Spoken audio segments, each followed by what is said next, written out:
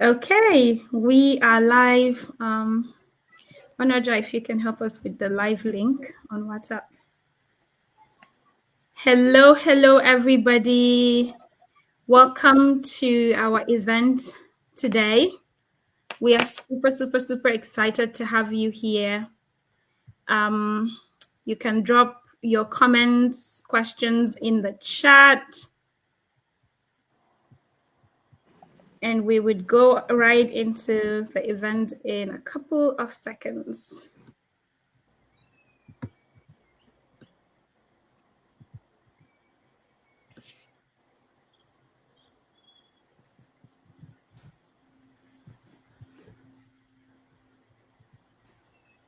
All right. Hello again. Welcome and thank you so much for joining us. Our discussion today will focus on the intersectionality of reproductive health, gender-based violence, and women's empowerment. We will be exploring how these issues impact women's lives and how we as a community can address these issues collectively. Now, this dialogue will also highlight the importance of centering women's voices. We know that women play a very impactful role in our communities, and we want to converse on how we as individuals, as communities, as organizations can provide support to women and give them space to share their wisdom, to be leaders within their community spaces, and also to be engaged in policy making and in community-based initiatives. So we have amazing guests with us today, amazing women doing great things in their lives, and I'm super excited for our conversation. And before we get into it, I would call on our HOO and my co-founder, Hassana Mustafa, to give us a recap of last month's conversation, and then we will get into introductions. Hassana, over to you. Thank you so much, Deborah, and thank you for our guests. It's so lovely to have you here. So last month we had our session on the topic navigating challenges of family, friendship, romantic, professional, and community relationship. It was an engaging and interactive session, and the highlight was that in any relationship, we have to create a safe and respectable sense of self and worth to people around us, and we also need to be courageous enough to share ourselves as well as to share our needs like preferences in relationship and non-negotiables, such as how you want communication to be, how you want to be respected to maintain a healthy relationship with people. So we also make emphasis on the need to express our boundaries, because boundaries are so invisible, and if not being shared, they are very invisible. So we need to normalize expressing our boundaries, and that's the only way, one of the important way we can show up for ourselves, for the people around us, and the people we work with. So thank you so much, Deborah. Over to you. Thank you. If you want to catch up on our last conversation, the recording is on our Facebook page. Just scroll and find the recording for last month. There were amazing nuggets for relationships. I can see you, Mida Art Culture. Thank you for joining us, and everyone else that is online. We will go straight into introductions at this point. Without any further ado, I would call on our guests to briefly introduce themselves. We will start with Karen, and then Grace, and then Magai. Over to you guys.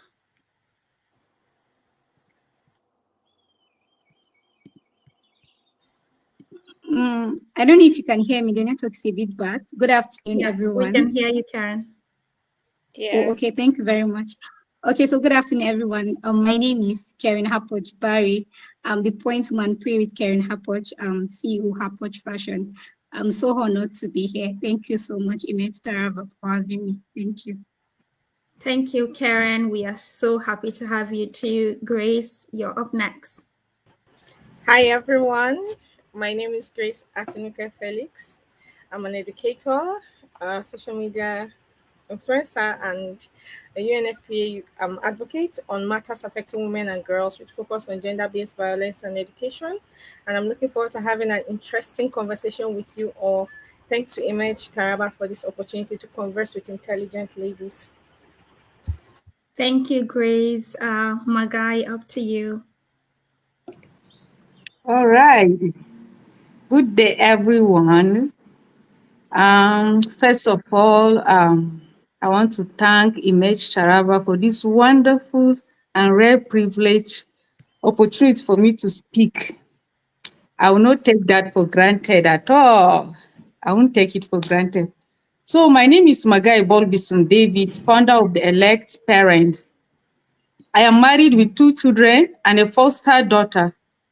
The Elect Parent is a platform where I coach parents to raise godly and wholesome children. I'm also a businesswoman par excellence, and I'm also an admin officer. Like, I'm an administrative officer with the Taraba State Bureau for Solid Mineral. So I think that's all you need to know about me for now. Thank you very much. Thank you, Magai, and thank you, Grace and Karen, for introducing yourselves. To our viewers, if you want to learn more about what these amazing women are doing in their everyday lives, their bios are on our website. We've shared them over the week, so go over there and you will learn more about what Magai is doing, what Grace is doing, and what Karen is doing. Taraba Trends, thank you. I see you and I see the questions in the chat. We already have questions in the chat, guys, and we will get to them during the Q&A session. So if you are listening to us, please feel free to drop your comments, your questions in the chat, and we will get to them. Now, also tell us in the chat what you did to celebrate International Women's Day. I am so excited to see what you guys did on the 8th of March, which was International Women's Day. So put that in the chat and we will read them as we go on. So without any further ado, we will go straight into our conversations for today. I am super excited about what we are going to discuss today. And my first question goes to Magai, talking about the role of education in empowerment. So Magai, in your experience, can you tell us why it is crucial to educate communities about, whether it is reproductive health or gender equality or healthy relationships? That's a wonderful and very important question at a time like this. So let me put it this way, or let's think about it. When people don't have the right information on reproductive health, gender equality, and healthy relationship, what will happen? I think you asked me a question, I'm going to answer with a question, then continue. What will happen? In the comment section, if you can write what will happen, it will be very good so that others can read it. Number one thing that will happen is we'll see high rates of teen pregnancies, and we'll see preventable diseases. Why did I say teen pregnancy and preventable diseases? Because if they are not rightfully informed about their reproductive health, such things will happen. We can't cheat nature. That's just it. If they are not well informed, such things will happen. Abusive relationship and harmful gender norms that hold people back. Okay, now first and foremost, there is this saying that says charity begins at home. So I think even before the community to start informing people, educating people about this particular topic, I think we need to go back home, go back to the drawing board and check where we have gone wrong. If you want a child, or if you want your children to be well inclined about their reproductive health, about gender equality or healthy relationship, us as a parent. Now I'm talking, like, let me use where I'm coming from. We as a parent, we need to start the work at home, because there's this, like, if we want to see a good society, then the work needs to start from home. So if parents are not well equipped with this particular topic or a question that you ask, how can they even now teach their children? And if one person knows, that same person will take it to someone will take it to someone. Before you realize, the knowledge will be spread abroad. So it is very important for parents to be very sensitive about this particular topic. Make sure you know more about it. Teach your children. because the society will teach them otherwise. If you not teach them the right thing, the society is ready to teach them otherwise. So I think even before the community to start, schools to start teaching, educating, or churches to start, the workload is at home. So parents need to do the needful thing, teach their children. And that's why, like, education in this particular area is not just a nice to have, but is a must. Like, it is a must. Parents need to be deliberate and intentional to teach their children about these things, this particular topic, and reproductive health, gender equality, and healthy relationship. Because you, as a parent, if you didn't teach them, believe me, somebody will teach them, as I said earlier. Now imagine a young girl who understands her body, knows her worth, and has the confidence to set boundaries. What will happen? She will definitely reach the zenith of her career, the peak. Like, she will fulfill potentials. She will understand the reason. She will know the reason why she's been created as a woman, and she will now bring out her voice. Like, she won't feel what will I say? She won't feel rejected, or let me say, she won't be suffering from low self-esteem. And again, imagine a young boy who grows up learning that respect and equality in a relationship are non-negotiable. Like, we can't negotiate it. We can't. So that kind of knowledge changes everything. And it all bounce back at home. So our parents, we need to sensitize our children. And remember, you can't give what you don't have, and you can't teach what you don't know. So if really you want a healthy society, a functional society, then we should go back home, teach our children how to take care of their reproductive organ systems. They should know that, like, as a woman, you have a voice. It's not only men. That as a woman, you have a voice, and there's power behind your voice, and also healthy relationship. Because if you not teach them, then they'll fall in the hands of people that don't even value relationship. So I think that's what I can say. Yes. Thank you so much, Magai, for those amazing points. I really appreciate the way you started answering this question, starting back with the family, because a lot of times we think that we would only learn about reproductive health or gender equality when we are adults, or we will learn about those things in our organizations or our workplaces. Thank you for bringing our minds back to where all of this starts, right from home. So if you are a parent, educate yourself about these topics and start training your children while they are still young, even before they become teenagers. It's important for girls and also boys to learn about respect, to learn about what it means to be respectful of each other, and what a gender equal society looks like. Thank you, Magai. And to follow up on that, this question goes to you, Magai, but also anyone else that wants to respond to this on the team can take that up. How can from our family groups, individuals, community members, and local institutions, how can we help to advance educating people on reproductive health, gender equality, and healthy relationships? Okay, as I said earlier, the family is the number one institution. So anything you want to see in the life of a child or in the society, then it needs to start from the family.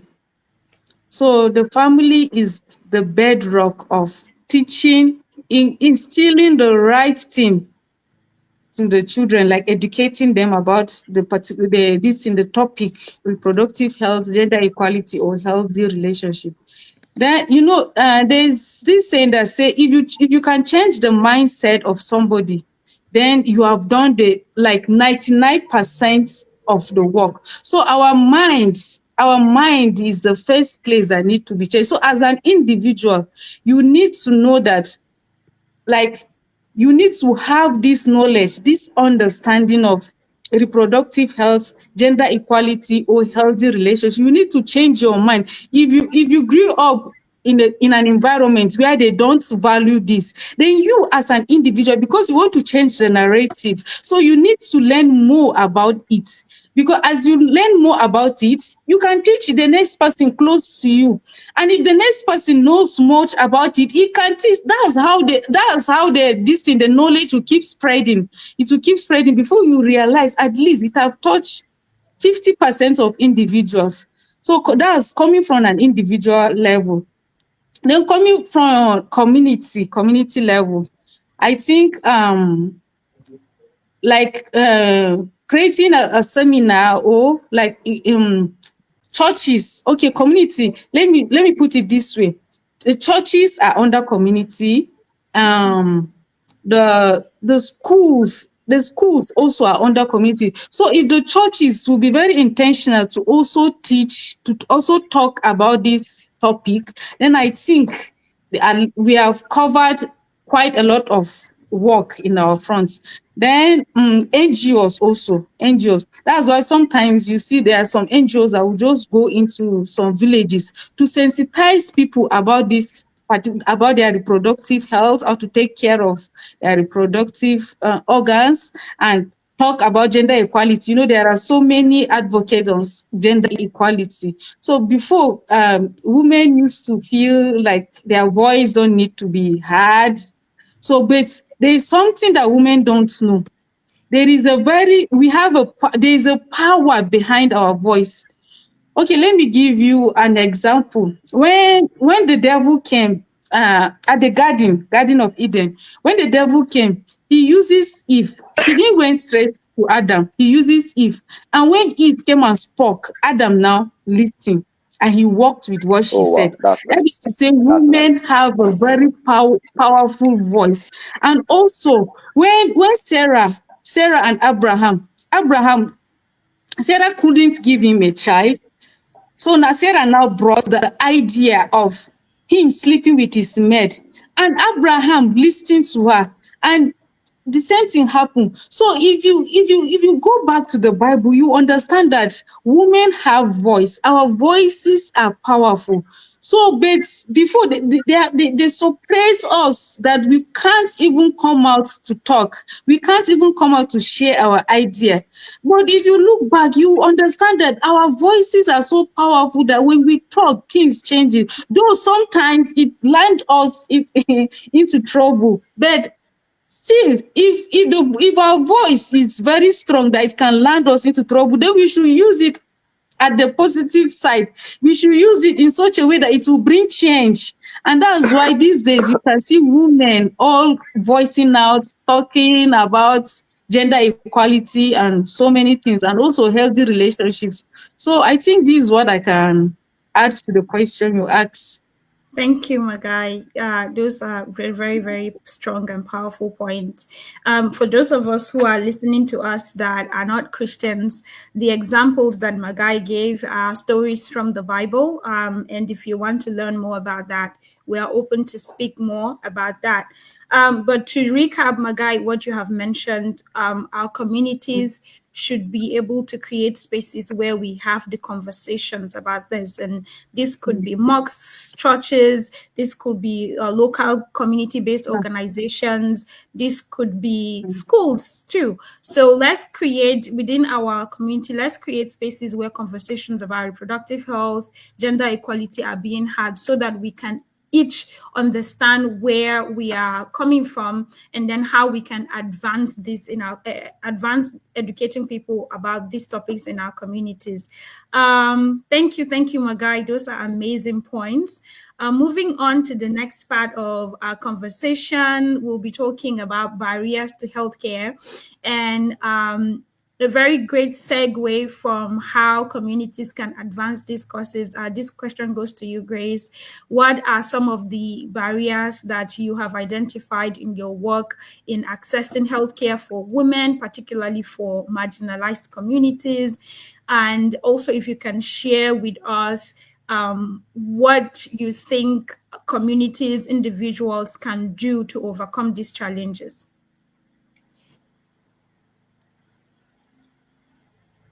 You're muted, Grace. Okay. Um, you might have to come again with that question when I ask the first part. Yes. It's So what? the first part is, what I are get some of the barriers that you have seen in accessing healthcare, especially for women, and also particularly in marginalized communities? And then the second part of the question is, what do you think we can do as individuals, as communities, to have overcome some of these challenges? I was just saying that I got your question, but you might have to repeat the second one when I'm done with the first one. Oh, That's okay, okay. yes.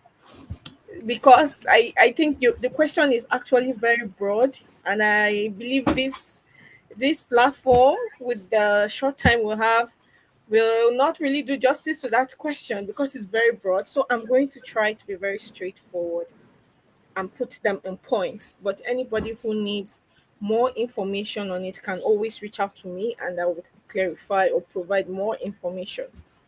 To answer the first question, I would like to tell you that most of these things are embedded in they are systematic problems and they are social and economic problems. Now, this challenge is the first one, the very first one is on gender inequality. We live in a generation where we have a group of people that do not believe in gender equality, and we have another sex that do not even know what gender equality is and are not willing to know. And then we have another one that have a misinformed idea of what gender equality is, and they have decided that they don't want to read about it, they just move with the flow. Now, when gender inequality is in place, it simply means that women are kind of put on a lower pedestal than their male counterparts, whether they are educated or they are not. And it's worse in rural communities, because what you get to see is that these women are not allowed to make decisions for themselves. Even if they want to go to the hospital to access health care, the first thing you get here is inamijinki, inababinki. If they want to even by sorry for those not speaking Hausa, inamijinki, where is your husband? Inababinki, where is your dad? Before they will not step down to inamamanki, before they will even address you as a person. That is one. They feel that you as a woman, you do not have information or the ability to take certain decisions for yourself. But you will notice that when it comes to the male counterparts, those questions are not asked. Most times they just go ahead and give them the necessary treatment that they need. That is one. Secondly, is on the idea of not knowing that human beings have control over their bodies, body autonomy, and that they can decide what happened to their bodies. Now, some of the people in the communities don't even know that they have rights over their bodies. They do not know that they have the right to say yes or no to certain things about their bodies. Then we have financial constraint. Financial constraint is something that they have been fighting over for a long period of time. We've had poverty alleviation schemes by different governments. We have empowerment programs, and yet we still see a lot of people going down in poverty. So poverty makes sure that they do not have access to finance needed to fund the challenges they are having, or even needed to get themselves covered by insurance. Many times you see them struggling to get basic care and basic needs. Unlike when President Goodluck Ebele Jonathan was in power, there are basic things you get in the hospital, like cotton buds, like spirit, like hand gloves. But these days you go to the hospital, you have to buy all these things before you can even see a doctor that will even consider treating you. So financial barrier is something that is actually threatening the lives of many women, because for one, they don't even have access to finance to even say they want to access healthcare. And then there are legal and policy restrictions, especially in countries like Nigeria. We have a lot of negative energy towards contraceptives, which is also good for family planning, because people think when you say contraceptives, it's all about trying to promote not having um, normal decency, not being morally sensitive. They just feel that once you know about contraceptive, you are wayward and you're sleeping around. And then they also believe that okay, access to abortion, it's a crime. In Nigeria, it's not in Nigeria we are not actually giving legal backing for abortion. only very rare cases when maybe it's threatening the life of the mother. And even in this kind of situations, women are not allowed to make decisions for themselves. You see, okay, we've seen cases where they will say that the life of a woman is at risk, and it's either the wife or the abortion. And some people will not even allow the woman to make the choice. They'll call the husband to make to make these choices for them. And that is why some of these people, when they get to hear about these things, they prefer to go to local women around who are going to help them to make decisions about their own body. And most of these times, it exposes them to different things, like Magai said earlier, avoidable infections and avoidable diseases. Because some of these women, they don't sterilize the materials they use, and before you know it, you don't know on who they have used it. Before you know it, one health disease or infection is transferred from one person to another. So, and then there are some that have issues with parental or spousal consent. And without parental or spousal consent, these women, even in emergencies, cannot access healthcare. And then there's geographic barrier, right? Depending on where they live, what they do, how far is the hospital from where they are. It also affects their ability to access healthcare. So it goes on and on and on. We can talk about discrimination against the women. We can talk about bias, even language and cultural bias. You will see some women who do not have access to education to be able to learn to express themselves in English will be having problem to access healthcare, so they to express themselves. They have to be looking for translators, or even the people who are there to provide the health healthcare needed, they can't speak the language of the people in that place. So you see, there are so many challenges that women and girls face when it comes to accessing healthcare. But then we can say, what can we do? The first thing, the most important of all, if I continue talking, there are so many other things. We've not even spoken about religious stigma, social stigma, all those things. But now, what are the challenges? I mean, what are the solutions that can be provided with this little things we have talked about? The very first among all of them, the very first is going to be education. You know, education is a tool that can be used to change the world. Somebody has said that before, and it has always stick in my head. It has stuck in my head rather. So we need to educate people. They need to know that yes, they have rights over their body. They are no less equal, and that they need to know that accessing healthcare is actually for their own benefit. And even those providing the healthcare, whether at primary or tertiary or secondary level, need to know that women are capable of making certain decisions for themselves. And then we need to talk about advocacy. We talk about how more people can talk to the government to ensure that yes, there are laws or there are provisions, there are spaces made for women to freely express themselves and to have access to such information. Also, we have to talk about subsidized and improved healthcare facilities. Once certain things are subsidized and are made available, it makes access to healthcare much more easier and much more realistic. It's one thing for a woman or a girl to go to the hospital to access healthcare, and it's one thing again for her to actually have the materials needed to access healthcare. When things like gloves, basic injections, cotton buds, periods are made available, it makes it easier for these women to come to the hospital when they know that they do not have to break the bank to actually access healthcare. So I'm going to stop here. This is what I have to ask. What's your second question? I think you already Yeah, answered the second answered. question, which is like, how do we overcome some of these barriers? I really do appreciate your comments on those barriers that we have. There are actually so many of them, and Yeah. based on research, what we have seen, and even our experiences, for those of us who have worked in the field, what we have seen is women bear the brunt of, our inadequate healthcare system, be it from the side of education, that our people are not educated enough, especially women, to know what is good, when to go to the hospital, when not to go to the hospital. And then also with providers, how providers just automatically think that women don't have, enough information to make decisions for themselves, or autonomy to make decisions for themselves. So we need to see changes in the various levels, starting from educating women and girls to having our providers being trained on how to provide adequate healthcare to women. And then also we need to see changes in the system, in the healthcare system. So advocacy is one, policy changes is another. And we can even spend the whole day talking about barriers to healthcare, especially for women, and those changes. So thank you, Grace, for those amazing comments. And we will continue to have these conversations. So if you have any additions to answer those questions, please put them in the chat and we will read them out. And we will go next into the next question, which is about gender-based violence, which is the next step to what we just discussed. And Karen, this question is for you. In your experience, can you share with us how you think gender-based violence and its various forms impact women's well-being? And I will also ask you the second part of the question, which is what support systems can we put in place in our communities to mitigate gender-based violence?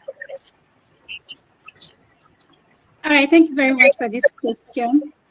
Gender-based violence has severe and long-lasting impact affecting women's well-being, affecting their physical, sexual, emotional, and also economic health. So I'm going to be breaking them. So here are some of the ways. The first one is physical health impact. Physical violence, right? It can result to injuries caused by hitting, kicking,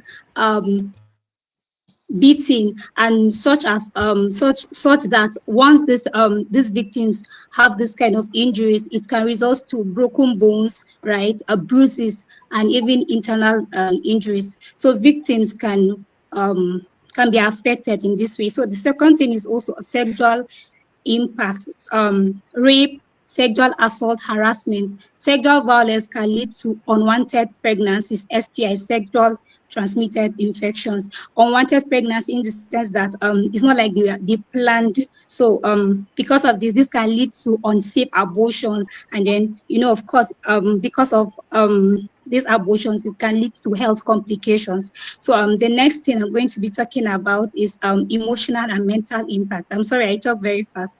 I just hope you can understand. Anxiety, depression, gender-based violence can lead to mental issues, including anxiety, depression, and post-traumatic distress.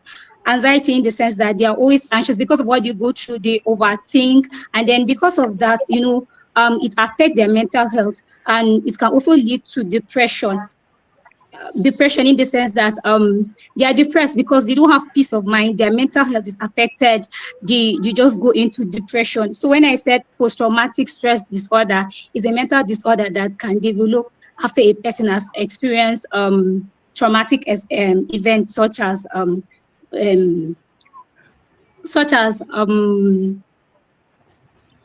war, even violence, sexual violence. So this mental disorder one can affect it because of how traumatized he has gone through those things. So, and then another one still talking about emotional and mental health, low self-esteem. Emotional abuse can destroy a woman's confidence. You see a woman that is doing very well, but because of the way her husband talks to her, she starts losing her self-confidence. This is a woman that has self-confidence, that is actually doing well, but then because of the emotional abuse, you see her going back to her shield, you see her not even relating to other people because of you see her feeling inferior. This is the same one that was confident before, that she was working like the normal woman, like the way women used to work, but because of the emotional violence, you see her going back to her shell. You see her just she'll just lose her self-worth. She'll feel like there's nothing again. I should just be on my own. Okay, I'm not useful. I'm just useless. If not, why would this person, or why would the abuser be talking to me like that? So it actually destroys a woman's confidence, and it can also increase the risk of suicidal thoughts. Because of all these things I mentioned, because of the way she's going, because of everything she has experienced, you see her thinking of maybe committing suicide. She's already depressed. Already she has mental stress. She's not really functioning. She's ashamed. She doesn't want to go out. So it really it would affect her, not just her, but she'll start having suicidal thoughts. Maybe why won't I end it? There's no point of me living. This thing is already I don't think there's a way out. So she will just start entertaining this thought. And it's very, very important that if care is not taken, if she's not being helped, she can. That's why you see most people, you just see them, probably you might see them in the morning doing fine, but then she has a lot. Women don't usually speak, always like to keep things. But so if this is not, if this is not taken care of, she might just end her life. So, and then economic impact, she can lose her employment because of those things I mentioned. There's possibility that she might stop going to work. She doesn't want to go to work because, of course, stigma. People know that this. She doesn't want people to know that she's going through such things because of the bruises on her faces. She doesn't want people to ask her questions, so she will just decide to just stay at home. And of course, if you stay at home in Nigeria, they'll just dismiss you. And then, of course, for victims that are in school, she will be like, there's no need for me to go to school. What's the essence? Of course, she doesn't even want people to know what is going on. She doesn't want people to see those bruises, the broken arm, whatever it is. So it can really make her dependent on the abuser, because if she doesn't go to school, there's possibility that she might not even get opportunity to be employed, or for someone that is employed, if she actually has been dismissed from her place of work, of course it will make her dependent on the abuser, and this can just cause her to be homeless. In extreme cases, she will be homeless, poverty. Yes, that's why most persons, you keep telling them to leave. They can't leave because they don't even have where to go. They can't leave because they are dependent on the abuser. You don't have anything. So if they leave, who is going to cater for them? If they leave, who is going to take care of them? So this, in extreme cases, can just make the person homeless and the rest. So the other question you asked, so to mitigate gender-based violence, communities need a range support system, and I'm going to be mentioning those support systems. The first one is healthcare center. So they should be provided with medical attention, including emergency services and counseling. So it's important that they should be provided with this medical care, emergency for victims that maybe would end up breaking their arms or even losing their sight. They should be provided with emergency healthcare. They should be provided with immediate medical attention and counseling. Counseling is very important. They should be able to have someone they would talk to. Sometimes when you go through a lot of things, you just need someone to just hear you. You just need someone to speak to. The moment you just speak to the person, you just feel relief. And of course, so they need to be counseled. They need to have someone they will talk to. And talking about counseling, I'm not saying that those victims should pay, because of course, where would they even get the money, the resources to pay for the counseling session? So it has to be free. And then also trained health providers, ensure healthcare providers. When I mean trained, this is not, you can't just pick a random person that would actually you can't pick a random person that will be involved in this case. He has to be trained. This person has to really be trained on this gender-based violence, because you can't just, not everybody can be able to treat such cases. So they should be able to speak to trained, they should be able to speak, healthcare providers should be trained to handle such cases. And then of course, counseling, I said that they should be offered counseling, not just the normal counseling. This counseling are differently, but then they should be able to offer counseling to the victims and to help survivors cope with trauma, because it's not easy. What they go through is traumatic, so you can't just leave them like that. So they should be they should have counseling, and then also they should have support, including therapy and stress management. They should they should have support.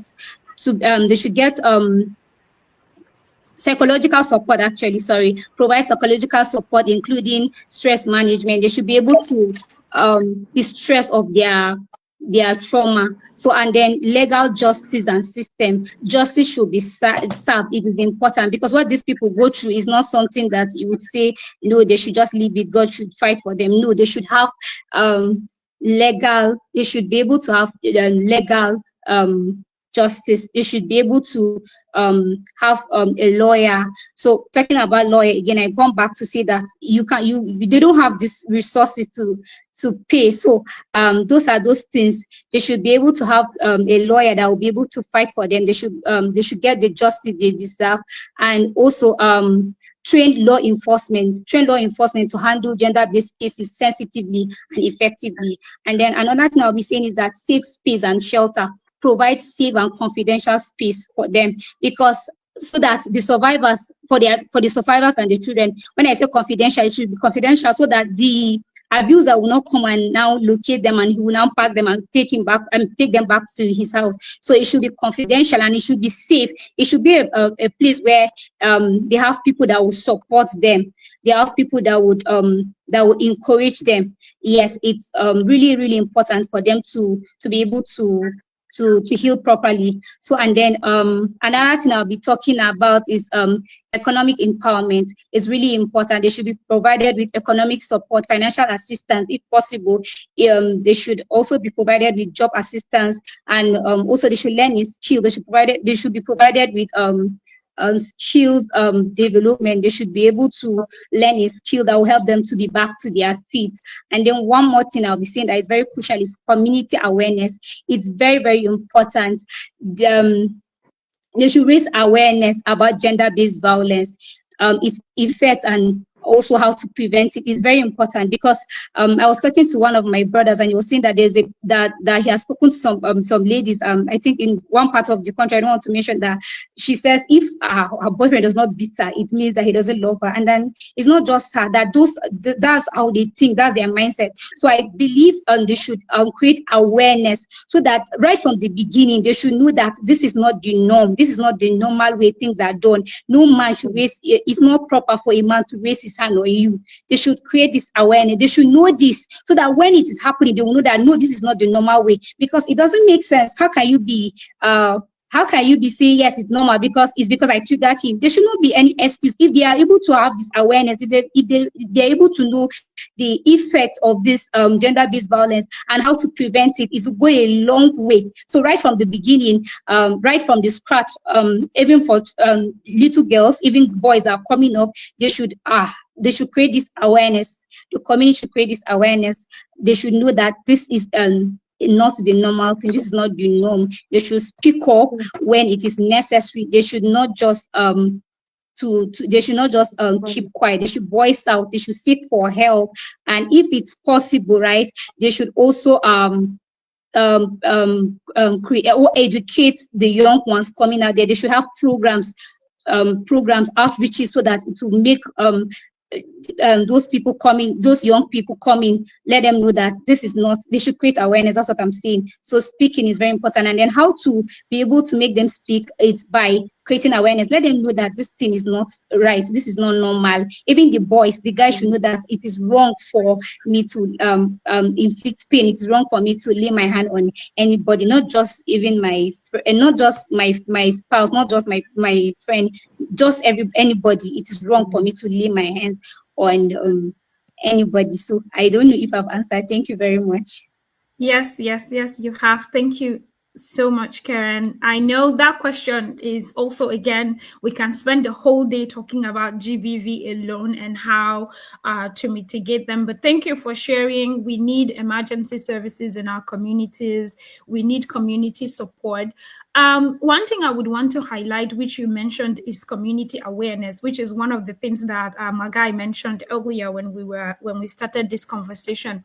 It is very, very important for our communities to know the different types of GBV, right? Sometimes it's physical, like Karen mentioned. Sometimes it's emotional abuse. Sometimes it's sexual. Sometimes it's even economic.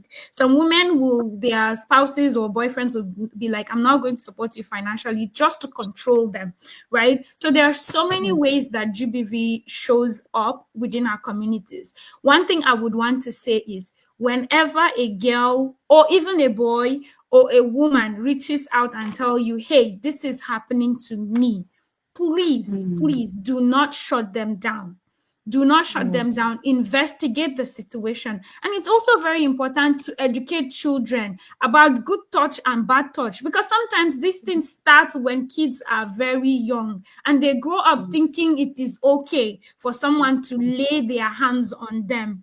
Okay, so please, parents, teach your children. It's not okay for someone to beat them. It's not okay for someone to touch them inappropriately. And for women and girls, when women or girls reach out to you and tell you that their husband or their boyfriend or their partner or whoever is beating them or treating them harshly, do not tell them to go back home and be a good and submissive woman. There are certain situations that it's not about submission. Women are going through a lot. In the last few months, we have seen videos of women going through extremely bad situations. We've had women being killed several times. We've had women commit suicide several times. And this is in the past 1 year. A lot is happening. So when people reach out to you and tell you they are going through a lot, please listen to them. If you cannot provide help, refer them to someone who can provide help. In our last conversation, we talked about legal support, and I want Hassana to just brief us a little bit about what legal support is available for women or girls or even men experiencing gender-based violence, because there are instances where men experience gender-based violence, right? Even though our focus today is on women, because women bear the brunt of the issue again. Hassana, please, in the next 1 minute, if you can just brief us on some of the legal pathways that women can get support for GBV. Thank you so much, Deborah, and thank you, Karen. You've said a lot of things, and one thing I want to add before answering what Deborah said is one of the most important support you're going to have is your courage to take action, to stay alive and live for yourself. Because a lot of this is very common in Nigeria because of our culture, especially in the northern part of the country. Like, you feel a lot of women lack sense of self and worth. Women are worthy to be treated with respect and dignity. And one of our first session that we had, I talked about the important, one of the most important way of knowing your worth is studying the Constitution. The Nigerian Constitution is not just for lawyers, it's for everybody. So having a copy is very important. They are a right of a citizens under Section 4 of the Nigerian Constitution. So it's not something we need to go in details. We have the Nigerian Constitution that can support you.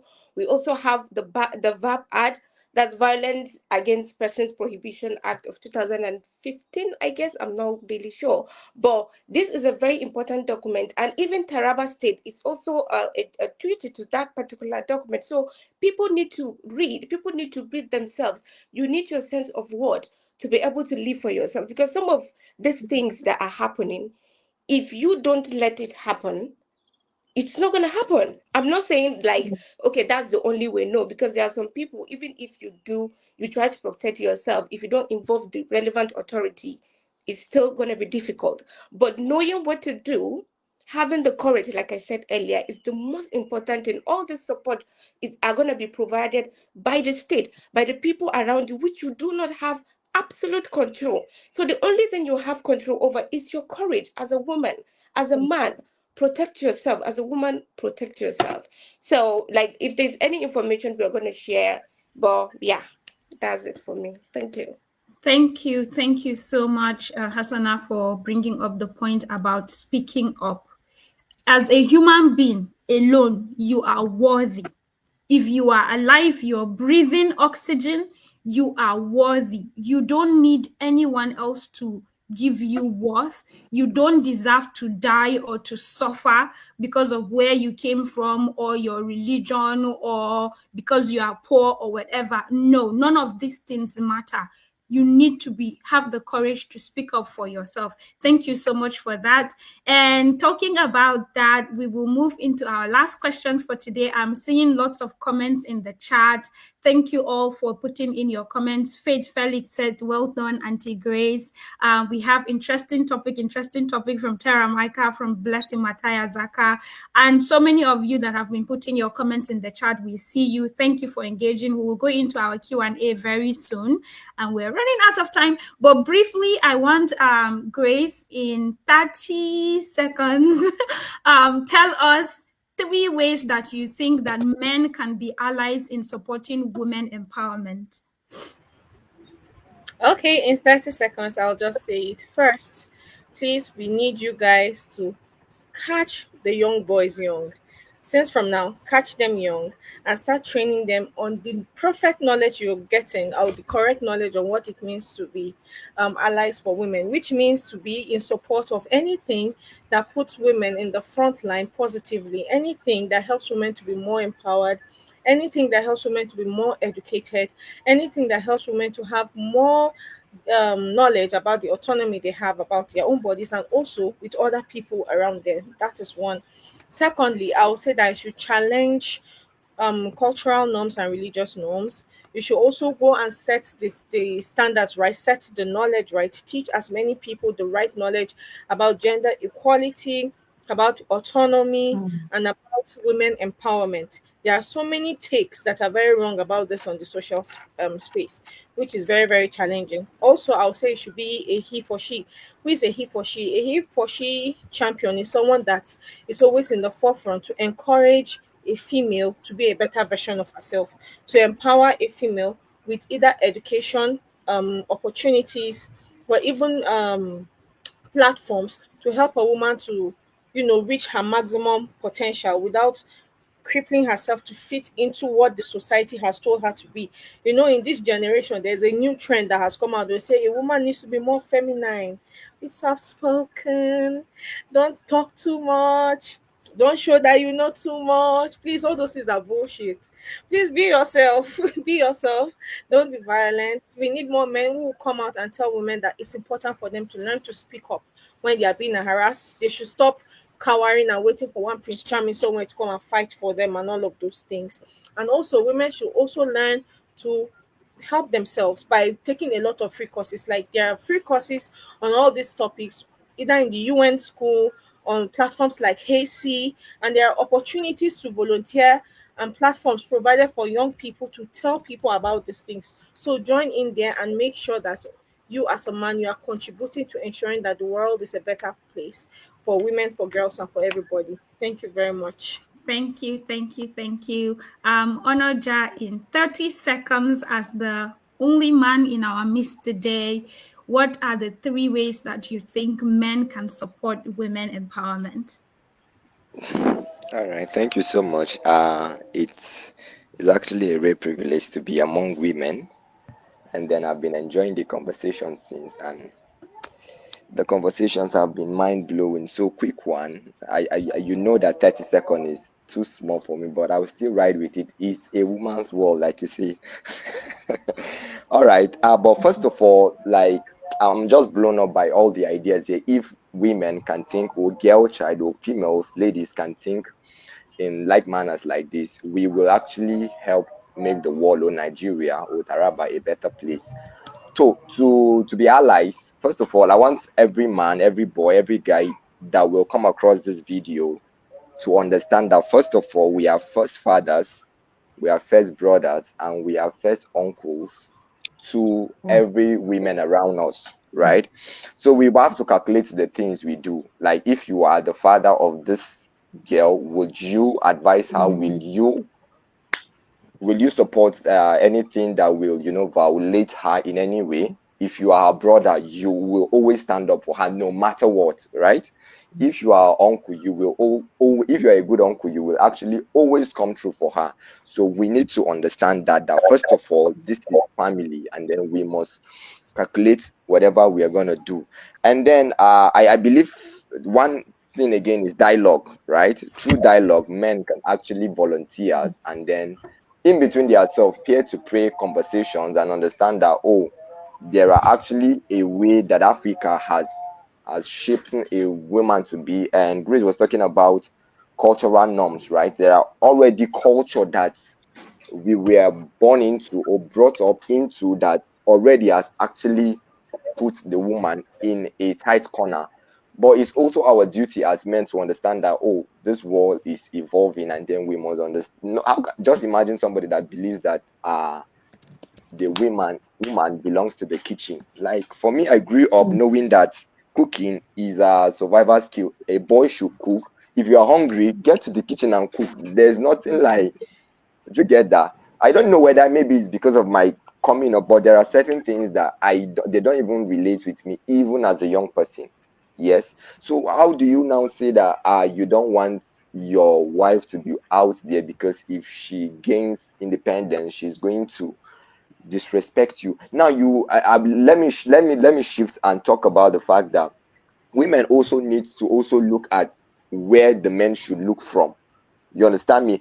An average, sorry, so to say this, an average woman will think working and getting paid or getting her money by herself. There's a whole lot saying the independent woman, I'm an independent woman, and they push the narrative, and you can see that it has shifted to a place where, in fact, this is a semi-feminist self because you make your own money.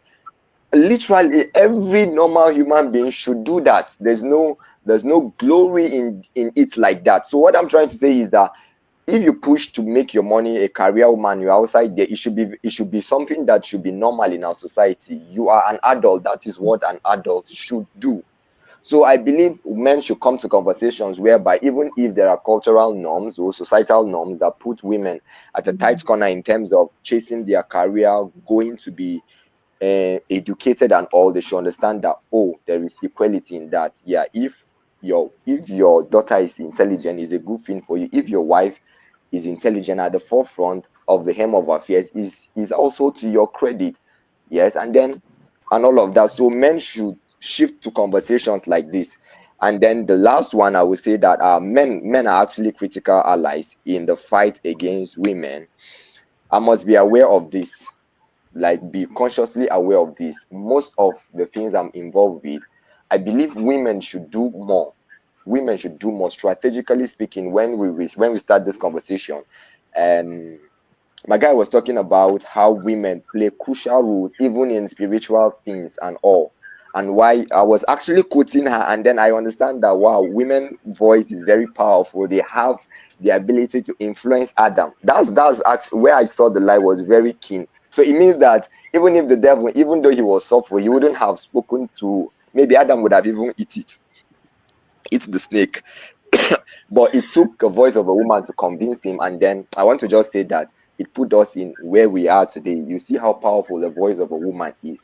If the right energy, or if the voices can be channeled to a better place or to the right cause, I believe it will make the world a better place. So men should also allow women strive in the place of leadership, give them opportunities to do things, allow them to volunteer, allow them to chase their career, allow them to be at the hem of affairs. Yes, they can do Thank better. you. They have done better. They have managed the house better. And then that is one of the great institutions. So if they can do this, believe me, if more is given to them, they would do more. Thank you so much. Thank you so much, Onaja, for those insights. Of course, women can do better. We have power, and we should take the bold step to demand spaces where our voices will be heard. And men, be out there, be supporting women out there. That's amazing. Thank you, everybody. It's been a wonderful conversation. I know we can go and on and on for the next 2 hours talking about these issues, but our time is very, very limited. And I do want to hear Magai to give us 3 points on how parents can provide support for children growing up, because when we're talking about reproductive health, gender-based violence, we really, really need it to start young. But before we get to Magai, Hassana, there is a question in the chat. I want to hand this over to you to do the Q&A session, and then we would have Magai talk about how parents can support their kids directly, since she's a mother and she's passionate about children, and then we will close out for the day. Thank you so much, Deborah, and thank you, everyone, especially our guests. Thank you so much for such an insightful interaction so far. So there's a question on the platform, and I want us to share our thought on that. It's not like, I don't think it's I can direct it to a particular person, but I just want us to share our thought on that. The first question is why do women feel entitled? So before I hand over to whoever wants to say something, I want to answer this with the Nigerian Constitution, particularly the Nigerian Constitution section chapter 4, section 33. Why do women feel entitled? Because they have the right to life, just like everyone else, and also every woman is entitled to be treated with respect and dignity because she is a human being. So we can share our thought on that. Why do you think women feel entitled? So Grace, you can start. Karen, Magai, Deborah, and even Onoja, if you want to, if you have time. So what are your thoughts on why do you think women feel entitled? Well, let me I was, let me say this. I just want to drift and answer this from maybe the person perspective. We cannot say whether In this is a question that is coming from a male or a female, but I think one striking thing that can that foster this is maybe the way the person is brought up, the upbringing of that person. Entitlement is in this context, because there was no specification, is versatile. So entitled to what, just like you said earlier, from the constitution, of course every human being has and is entitled to that. But I want to drift and say the way the woman is brought up, for the fact that, oh, when she was coming up, and things that she was told that, oh, you need to be provided for, you need to be cared for, you just need to be in your shelf, don't talk too much, no education, your education should not be much, at least, don't go, just go to the kitchen, cook, and let's eat and all, right? So if that alone can give you rooms for entitlement, even as a man, just imagine that. Yes, the world say a man is supposed to go out and hustle and all of that, but you come up in a place where food, shelter, everything is being provided for you, you will be entitled. I think it's human wiring. So how the Okay. upbringing of a Thank you, person is, Onoja. or the Thank lady you, is. Onoja, for your thoughts. Grace, what are your thoughts, please? Hi, my Grace. thoughts. Can you hear me? Yeah. Okay, my thoughts are slightly in line with what Onoja said. Um, it's a broad question that has too many angles to have a particular answer for. Entitled to what? But on a general tone, I don't like it when I see that kind of question. Why are women entitled? Excuse me, men are even more entitled than women are entitled, because normally, yes, You're yes. taking it personal now. It's not happening. No, I'm not taking it personal. It's a reality. Okay, first of all, no, when you say entitled, it means that you feel that you are supposed to have something or have access to something. Yeah. And let's start generally. I'm still going to bring back something I mentioned earlier, which is gender inequality. First of all, men always think that they have the right to tell you what to do. They have control of what you should do. They have the best decisions for you. You do not have the right to make certain decisions. They feel like they're entitled to your lifestyle, especially if you are in a relationship with them. Now, don't get me wrong, there's difference between being accountable to somebody. There's difference between being accountable, being respectful and informing Responsible. somebody, and then there's also another difference on you being commanding and Controlling. controlling and domineering over somebody. It's very different. I know Madam Magai will have a lot to talk about this because this is her field, right? But it's, you can't say that women, when you say women are entitled, it will not pass the issue of money. Because men are always complaining that women are asking them for money. If it's not money, Okay, but they're this, asking them. yes, first of all, and these same men are the one that will later come and complain that you are not asking them for money. Now, I'm not one that will come Haba. and tell you, yes, they will say that if you don't ask them, you're asking another person outside. If they see you with something Wow, in your hand, wow. yes, they will Okay, start saying that you no. learn, Grace. I can give you learn. Yes, it's true. So at the end of the day, you cannot just say that women are entitled. I know that entitled people exist. I'm not saying that there are no entitled Yeah. women, but it's too Mm. broad a Mm. concept to just come from one angle. Most times it just comes from this feeling of being in a relationship. Let me use the relationship part. Many times people have, or rather in this generation, the word simp has been abused, and the word caring has been watered down. People believe that you should be in a relationship without commitment, without supporting each other, without gifting Accountability and each other, responsibility. without providing for each other, without doing anything. It should just be I love you, I love you, I love you, should go away. Now, from this movie that just came out, is it a Kai, world in Kai, a Kai, Kai, Kai, don't go there, don't go there. The Omo wherever movie, that lady, was it her? yes, the way Another story just too. Odogu because and Odogu went Achalugu. out of his way to take care of Kai, Choma, Kai, Kai, this the woman. whole world was calling him a simp. But that man was not a simp. He was just after what he wanted, and he felt he can provide for his woman. Why not? And you can see that she was not entitled, but she accepted it. But there are cases now. If a lady now comes and meets her boyfriend, and she's telling you, please, so my phone has issues. Please, can you change it for me?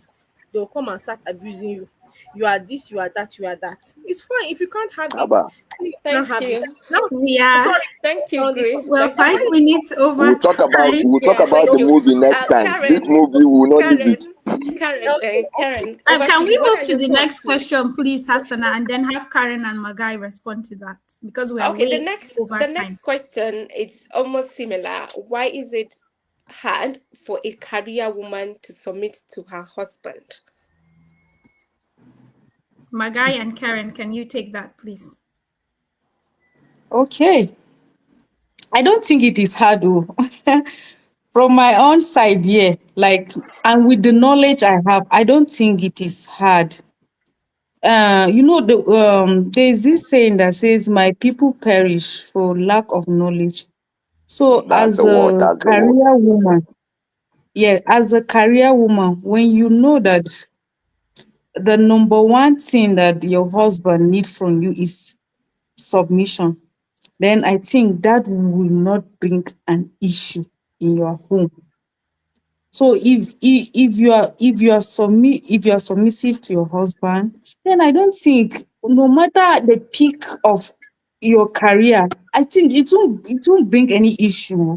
It won't bring any issue. So I felt it's lack of knowledge or lack of information that makes some women, it's not all women, oh, that makes some women feel they have reached some certain level in their life that they don't really need their husband, they don't really need men. But if you just take yourself back, you understand that a man need a woman need a man.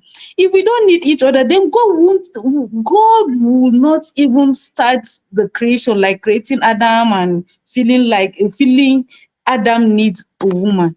So a man is supposed to love. Yes, a man is supposed to love and a woman is supposed to submit. So no matter the peak of your career as a woman, if you're under a man, then you need to submit to him. I don't think there's any issue.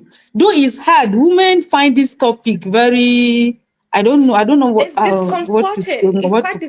But discomforting because yes, some people, like, see, if you, yes, like you said, women, awareness, of course, mm, awareness. If you have yeah, enough information and you have a great sense of self, there are some things you don't just yeah, tolerate. Do you get what I'm saying? It's not that you don't yes, want to be submissive. I'm not married, but I've been in a relationship. mm, So mm, it's what you want for yeah, yourself. A man will want you to respect him in a certain way that will make him comfortable. But if you are not comfortable doing that, it is fine. You just find what works for you. yeah, yeah. Yeah. I also think Yes, yes, to add to that, I also think the definition of the word submit is something that a lot of us don't fully understand. When you're saying that it's hard for a career woman to submit, what does that mean? Because that is a very general statement, right? Now, and also mm, what does submission mean? If someone is working hard getting things going in their lives and you come out from the blues and say, I am your husband, you should stop doing what you're doing, and then you're not willing to mm, provide and take care of her, and she refuses to submit, there is no balance. So I think in relationships, like yeah, Hasana yeah, mentioned, we need to find what mm, works. right? If you want a woman to submit to you, if we are following what the Bible says, if that is in this context, so if you want a woman Yeah. to submit to you, the Bible first said something at the beginning. He said, husbands, love your wife. Then the second part says, wife, submit to your husband. So if you're not loving your wife, don't expect her to submit. And what does love mean? This is a conversation that we can have another day. And I'm beginning to think that maybe we will bring this conversation back again so that we will go into the details of this. Karen, please, can you respond to that a little bit? We're way over time, but it's so interesting. Karen. Yes. Karen, are you there? If Karen is not there, I will talk for her. No. You can't talk for her. Hello, You can Karen, only are share you your here? opinion. You can.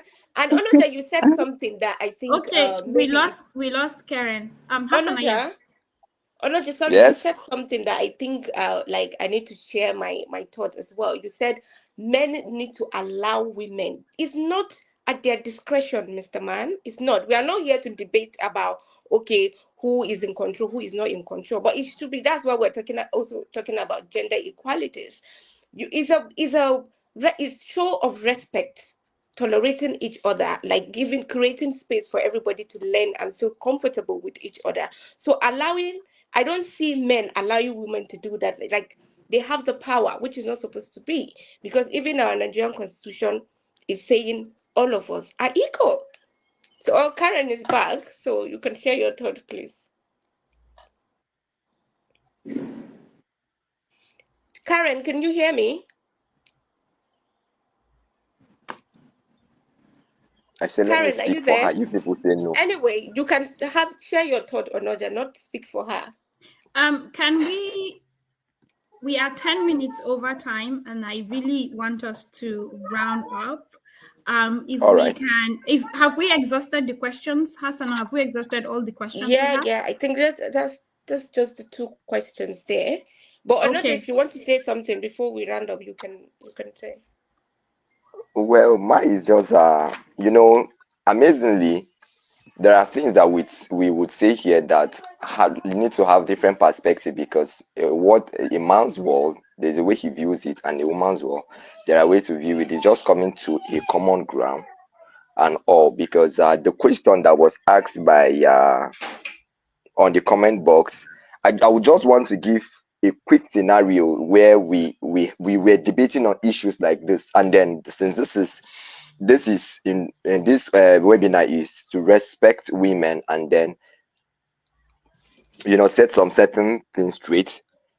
There was scenario that was given that both man and woman are career women, are career persons. I mean to say, yes, the woman is a working class and the husband, of course, is a working class. All of a sudden, the woman get promoted and she was transferred. It means that her pay skyrocketed, and then she would need to move to the other and to another place, another city to stay. Now, the debating question was that should the man seek for transfer to follow her, or there are just scenarios within that you just have to really, really understand what works for you and apply it. Because Yeah. at that point, Absolutely. there Yes. was this is where the issues of submission now come in because there were just a lot of things, people were giving Bible perspective, people were just being logical, and people were just following, if there is a understanding, they should come to a common ground. And then some people were of the opinion that what will really work for them they should look for what will work for them, not minding, okay, this is okay, this is what the Bible is saying, or this is not what the Bible is saying, this is what the society is saying, this is what the society is looking at. I mean, this is what to do, but just look at what works for you. Now, for instance, let me give you an example. What works for, if you work very well at night, we know that the normal time to work is in a day, but what works for you at night? Now, you may want to not follow the general uh belief that, you Perspective. need to work during the daytime and rest at night. You get now. Medically they say sleep for 8 hours, right? But you know that 8 hours cannot work for you. I'm just giving scenarios like this so that you will look at the perspective at which that case was That's viewed. a good one because you've actually answered the So question, Onoja. so in terms of submission, in likes of submission, because we won't shy away from the fact that we will always go around and come back to the place of submission. In that case, should the woman now drop the appointment so that she would submit to her husband, or should the husband now, you know, follow her to her new place of work and Anaja, all, sorry, right? Right. like, Yeah. are we trying to round up this session? But you've answered the question, which I really appreciate. Like, I like what you said. But at the end of the day, you have to look at what is in the best interest of that The relationship you family have and the with your relationship. wife, with your husband, or Yes. wherever. Just Yes. in the best interest of the relationship, because you can't keep living your lives according to. If you want to live your life according to what the Bible says, perfect. If you, however you want to do it, just ensure that you're doing it whatever you're doing is in like is law abiding so that you don't get into trouble and then in the best interest of your relationship. So thank you very much, everyone. I'm handing it over to Karen, can you Deborah. hear us? Thank you. Thank you so much. Thank you, everybody. This is the first time we have been on this conversation 14 minutes over the time. I didn't want to close us out Of because we course, were women having now. very interesting conversations. But sadly, we would need to close out, and we will bring us back again to have another conversation on this. There's so much we have brought up, but we really need to close out. Thank you so much to our guests. Thank you to the audience who have been putting their comments in the chat. Thank you, everybody. Onoja, please do the closing so that we would close out Yes. for the day. So And thank also you so much. continue this conversation. Sorry, Onoja. Continue these Of course. conversations with your friends, with your family members. The whole idea of this is to be a starter. And also feel free to send us messages on your thoughts, if you will. Onoja, closing, please. Thank you. Yes, so thank you so much. It was mind blowing to have this in honor of women, change makers, and the architect of this great nation. So it was a time of learning for me, right? Grace actually started from the foundation where she highlighted that family are actually the great institution for every woman or every girl, right? Whatever it is, you need to be taught in the family, and the voices of women are very powerful. In fact, I would say that they put us in the trouble of Adam and Eve that we are in right now. So thank you so much for your contributions, Grace. So Grace, thank you so much. I believe that every woman has a right to be educated because education also amplify your voice. We cannot lie. One of the reasons Natasha is really, really striving and making waves there and is able to challenge the narrative is because she was educated and then she was able to challenge cultural norms. We know the country Nigeria, and then there's a whole lot of self. So thank you. She says something very striking. Women, help yourself by educating yourself. Educating yourself. That's where you know that there's a difference between being dominating and being accountable. And of course, thank you, Hasi, for bringing the law into this, right? Yes, and then you said something very striking that stood with me. Women are worthy and entitled to be treated with respect and dignity.